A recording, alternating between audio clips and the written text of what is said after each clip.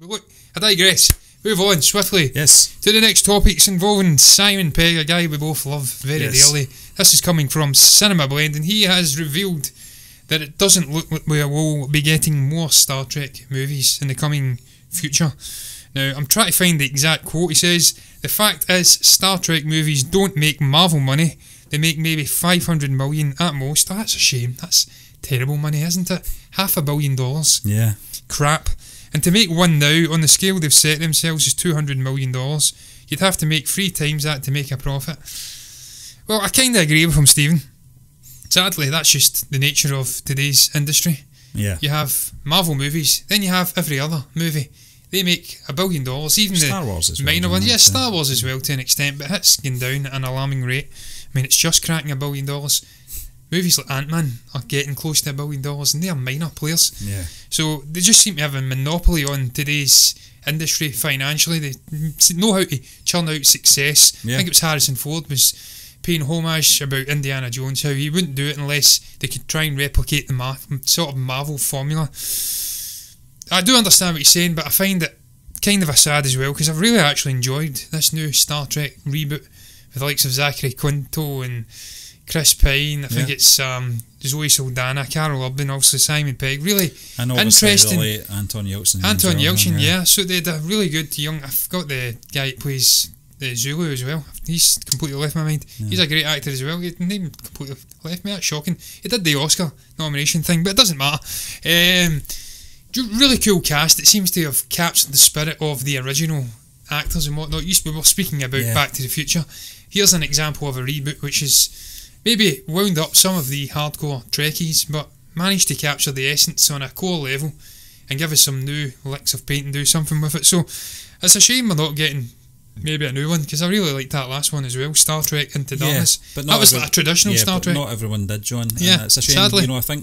I think a lot of the J.J. Abrams sort of fan base, maybe the film fell victim there because he wasn't involved in the the last one. It was Simon Pegg and I can't remember the other guy's name. He's very close friends with him, actually. Can't remember. Nick Frost? No, the writer and who wrote the last Star Trek. I can't remember his name, but I was actually watching Simon Pegg's. He was on doing his most famous roles. It was a series on YouTube. I can't remember. It's Variety or something. Yeah. And he was actually talking about this chap, Alex Kurtzman, Roberto Walsh. I can't remember, John. Honestly, can't remember. But he was talking about the enjoyment he had, and obviously the writing process. Anyone that knows Simon Pegg's history knows that he's a massive fan of both Star Trek and Star Wars. John Cho. That's the one. And I think you need someone like him to get the characters. You need someone who's very invested in the franchise and someone that's got the talents of Simon Pegg. And I thought he was a good choice to obviously co-write the third film. Mm-hmm. The problem with the third film was that J.J. Abrams had stepped away to go back to doing Star Wars. Those first 2 films were, I don't know if I'm overstating it here, I thought they were outstanding. Yeah, they were. They were really good. Film. I've always said this, John. I've never been a big Star Trek fan.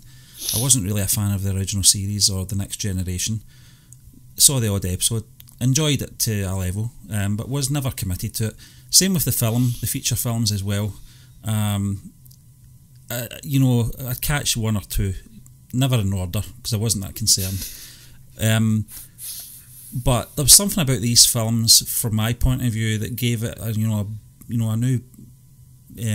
breath of fresh air. Yeah, a new lease of life. And I was trying to combine both of them as I held back till you said it, John. But there was something about those 2 films. I think there was nothing wrong with the third film. It was a good film, but I think it just didn't live up. I think you're right. I think it was more classic Star Trek than the J.J. Abrams ones, ironically. And for some reason, it just didn't connect well with a lot of people. But I think that's possibly because of the new fans coming on board. The J.J. Abrams fans, if you like, pissed them off and then pissed off the original. So no one was happy. Exactly. Stephen, it was a colourful film though. I really enjoyed these new takes on Klingons and whatnot. I actually did. I really enjoyed the original Star Trek. I binge watched it. It's just something about those old styles, having to utilise sets and storytelling, because you didn't have the effects back then. Didn't mind the original movies as well. It's obviously Search for Spock, Voyage Home, and Wrath of Khan, things like that. I think it was the original. Can't recall the original motion picture one as well. Didn't he? Generations. Yeah, Generations. Yeah, that was your man from Clockwork Orange. He was in that. He was the villain. I'm pretty sure he was. Yeah, but yeah, Malcolm McDowell. Malcolm McDowell. He was in that. He was really good in that. So yeah, I mean, I really enjoyed the original, but I actually enjoyed this as well. I just liked the youthful energy we got from these new actors coming in, playing the role. Chris Pine looked like James Tiberius Kirk. He looked like William Shatner. Zachary Quinto was a double of Leonard Nimoy. Yeah. And then obviously... He also had Leonard Nimoy in there as well. Yeah, Leonard Nimoy, yeah, he was in there. So sadly, before he passed away, not sadly, I was glad he was in there, but sadly he passed away. So at least he got a final Gerardo. Yeah. But yeah, all in all, it's a shame we're not going to get these movies, more of these movies, because they're just priced out of the market now. It's not really financially viable to make these movies anymore. In the world with big Marvel movies cleaning up shop, maybe Marty had a point. Martin Scorsese, that is, I know him, you know, Marty. Like, Steve, I've not got much more to add. No. We were going to do a Star Wars topic. I don't know if you want to just fire in, give a quick thought on this before we move on to box office. Essentially, they're saying Star Wars there's still a movie set in the Disney upcoming slate for 2022. Just keep it to a single sentence answer. Do you think this is going to happen? I don't think it's going to happen. Give you one word if you want. Yeah. No, it's not. That's it. Short and sweet, done. It's not going to happen. We'll not get a director in place. Bob Iger. Unless it's the biggest kept secret ever, John. Unless it's that Old Republic adaptation of the game, and it's the woman who produced and wrote Avatar who came in to do it. Maybe they have that working under the surface. I don't know. 2 years. Seems unlikely. I don't think it's happening. I think it's pie in the sky. There's a lot of pie in the sky just now. Wait till you see Heroes, which we are also recording today, incidentally. Talk about pie in the sky, man. Oof. But look, let's move on, Stephen, to box office.